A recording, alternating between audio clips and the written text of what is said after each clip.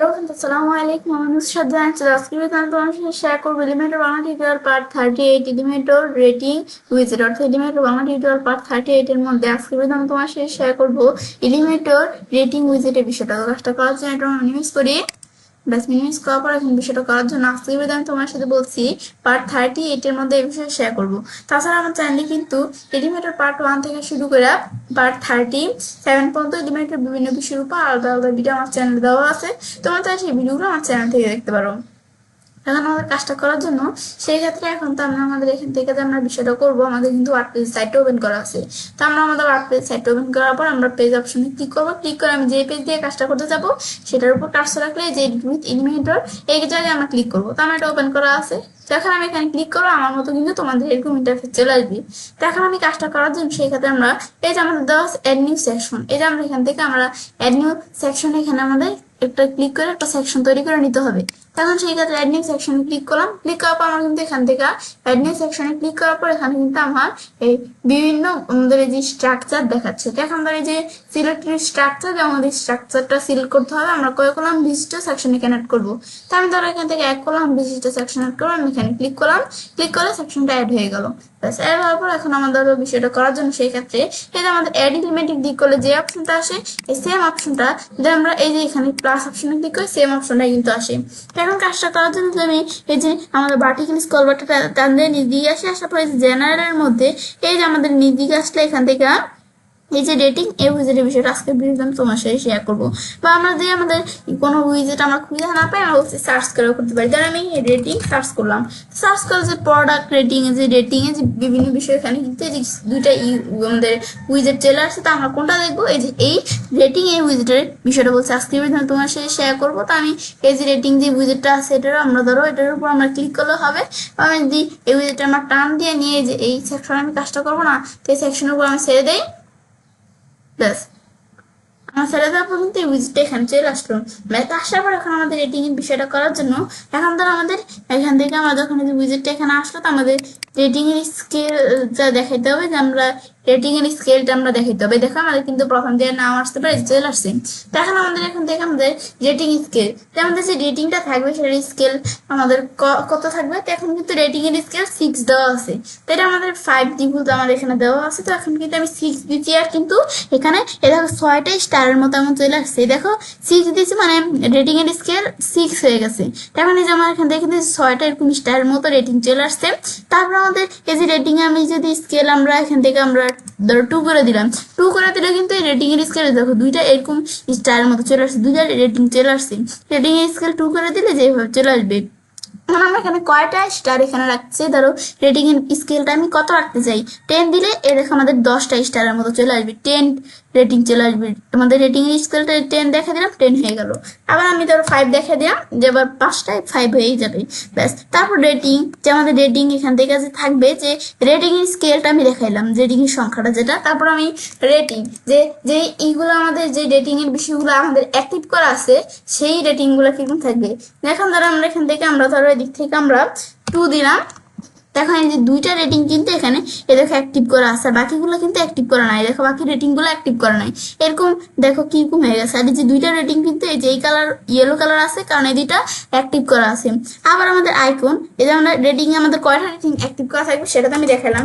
5 দিই তো 5টা রেটিং কিন্তু অ্যাক্টিভ করা থাকবে। আর আবার যদি আমি এখান থেকে আমরা দেখাই দিলাম, ধর আমি দিয়ে দিলাম আমাদের 4 দিয়ে দিলাম, তো আমাদের 4টা রেটিং আমাদের কি থাকবে যে অ্যাক্টিভ থাকবে। এবার আমি চল রেটিং এর কয়টা রেটিং অ্যাক্টিভ থাকবে সেটা আমি সেট করতে পারি।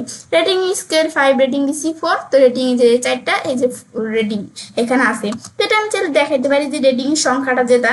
তো এখন আমি এভাবে দেখাতে পারি। তারপর আইকন, এই যে যে রেটিংটা আছে এটা আইকন কিরকম থাকবে, এগুলোর আইকনে যে স্টার এরকম তারার মতো এরকম দেখাচ্ছে, কারণ এটা সেট করা আছে আমাদের ডিফল্ট।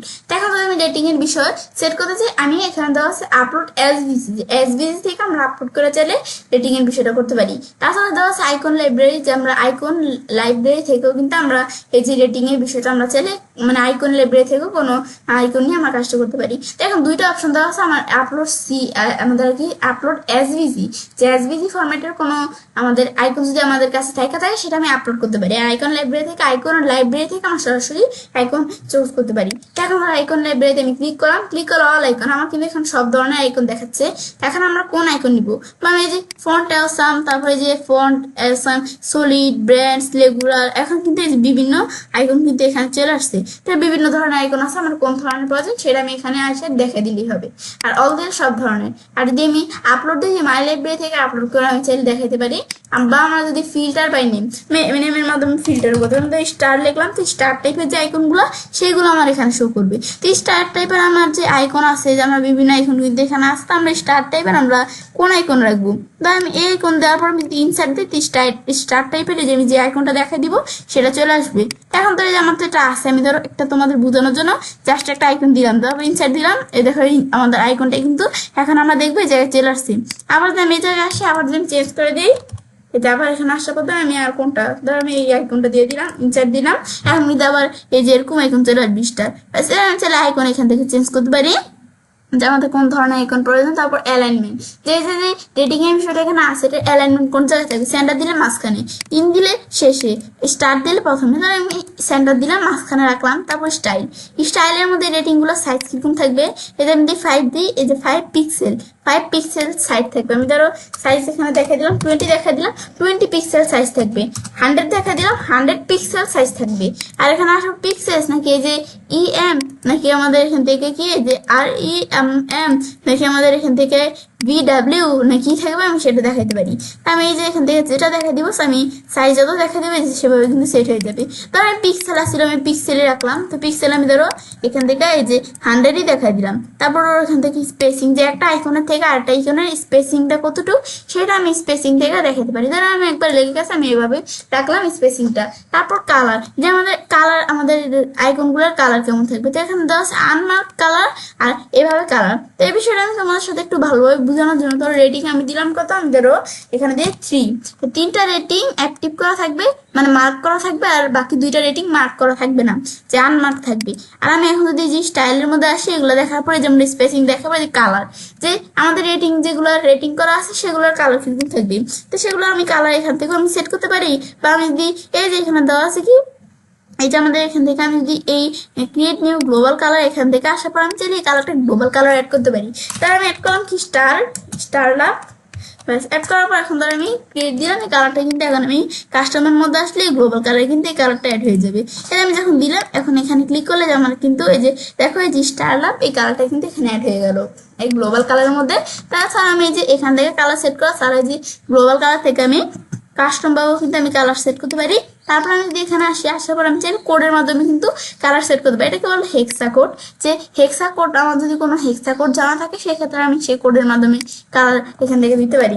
ধর আমি এই যে হেক্সা কোডে আমি যদি দিই, এই যে আমরা এই যে কি দিছি, এই যে এখানে হ্যাশ দিয়ে 0, তারপর এই যে অ্যাপ দেওয়ার সাথে সাথে কিন্তু আমার এখান থেকে এই যে ব্লু কালার চলে আসছে। এটা হচ্ছে ব্লু কালারের হেক্সা কোডটা, এটা আমরা দিলে কিন্তু এই যে ব্লু কালার চলে আসলো। তাছাড়া আমার কোনো হেক্সা কোড জানলে কিন্তু এখানে লেখা দিলে কিন্তু সেই কোডের অনুযায়ী কালার চলে আসবে। বা আমি যদি এখানে আসার পর ধর আমি কোনো হেক্সা কোড না জানলে আমি এখান থেকে ধরো আমি লেখা সার্চ দিলাম কি, আমি ধরো লেখা সার্চ দিই যে আমাদের কি লিখি, pink colour code, pink colour code চলে আসলো।